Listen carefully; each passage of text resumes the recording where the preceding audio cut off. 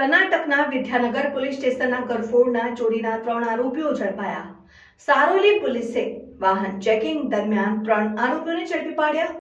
સોના ચાંદીના દાગીના, રોકડા રૂપિયા, મોબાઈલ ફોન સહિત કુલ ₹14,47,617નો મુદ્દામાલ જપ્ત કર્યો। આરોપીઓ 2 દિવસ પહેલા કર્ણાટકના વિદ્યાનગર વિસ્તારમાં એક બંગલો અને મંદિરમાંથી કરી હતી ચોરી। આરોપીઓ વિરુદ્ધમાં વિદ્યાનગર પોલીસ સ્ટેશનમાં ચોરીનો ગુનો નોંધાયો હતો। કંવરપાલ રાવત, શ્યામસિંહ રાવત અને પ્રતાપસિંહ રાવત નામના 3 આરોપીઓની કરાઈ ધરપકડ।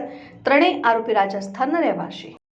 સારોલી પોલીસ સ્ટેશનમાં તારીખ 3 સપ્ટેમ્બરના રોજ સવારે 7:30ની આસપાસ અને 7:30થી 9:30ની આસપાસ જ્યારે વાહન ચેકિંગ ચાલતું હતું, અત્યારે જે ગણપતિજીની શ્રીજીની સ્થાપના થયેલી છે અને એની સંવેદનશીલતાને ધ્યાનમાં રાખી અને રોજ આપણે સવાર સાંજ સુરત સિટીમાં ફૂટ પેટ્રોલિંગ થઈ રહ્યું છે અને જે વાહન ચેકિંગ ચાલે છે એમાં સવારે વાહન ચેકિંગ દરમિયાન 3 શંકાસ્પદ ઇસમો પોલીસની નજરે ચડ્યા કે જેમાં શ્યામસિંહ માનસી રાવત, ઉંમર વર્ષ 30, જેઓ રાજસ્થાન બ્યાવરના રહેવાસી છે। કંવરપાલ ત્રિલોકસિંહ રાવત, જેઓ પણ બ્યાવર રાજસ્થાનના રહેવાસી છે, અને પ્રતાપસિંહ લક્ષ્મણસિંહ રાવત, જેઓ પણ બ્યાવર રાજસ્થાન ચિરોલી, કુલાવડા અને બગોડ શેરવડ કરીને જે જિલ્લો છે ઓરિસ્સાનો, ત્યાંના રહેવાસી છે। આ ત્રણેય જણા 2 જણ છે એ ગરફોડ ચોરીના અને મિલકત સંબંધી ગુનાના સંદર્ભમાં પોલીસ જેલમાં હતા, અને જે શ્યામસિંહ છે એઓ મર્ડરના ગુનામાં જેલમાં હતા। તે દરમિયાન તેઓની મિત્રતા થઈ। એ લોકો જ્યારે બહાર નીકળ્યા છૂટીને, ત્યારે ત્રણેય જણાએ ભેગા મળી એમાંથી એક જણ જે છે પ્રતાપસિંહ, એ બેંગ્લોરમાં એક જગ્યાએ જોબ કરતા હતા।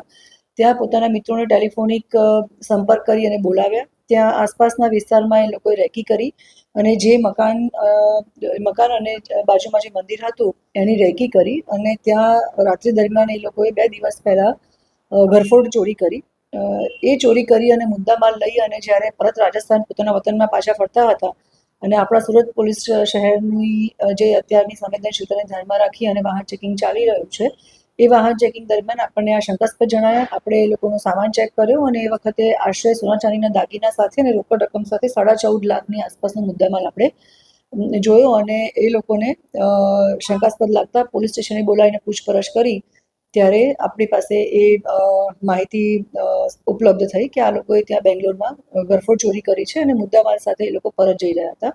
તો પોલીસે આ આખી સમગ્ર ઘટનામાં સરસ રીતે એક એલર્ટનેસ બતાવી અને વાહન ચેકિંગ દરમિયાન 2 દિવસ પહેલાં જ માત્ર જે ગુનો નોંધાયો છે બેંગ્લોરમાં, જે વિદ્યાનગર પોલીસ સ્ટેશન છે બેંગ્લોરમાં, એમાં જે ગુનો નોંધાયો છે એનું ડિટેક્શન કરી અને મુદ્દામાલ પણ રિકવર કર્યો છે। આપણે ત્યાં મેસેજ અપાયો છે અને કર્ણાટક વિદ્યાનગર પોલીસ સ્ટેશનની જે ચોકી છે એ ત્યાંથી પોલીસ સ્ટેશન છે ત્યાંથી એ લોકોની જે ટીમ છે રવાના થઈ ગઈ છે અને આપણે એમને મુદ્દામાલ અને આરોપીઓ હેન્ડઓવર કરી રહ્યા છીએ। ત્યાં ચોરી કરીને સુરત રૂટ પર કેમ આવ્યા? શું અહીંયા કોઈ વેચવાના ફિરાકમાં હતા? ના, એ લોકો પરત રાજસ્થાન જઈ રહ્યા હતા અને એ જે એમણે રૂટ જે લેવાનો હતો એ અહીંયા થઈને સુરત થઈ અને આગળ પોતાના વતનમાં જવા માટેનો જ રૂટ હતો।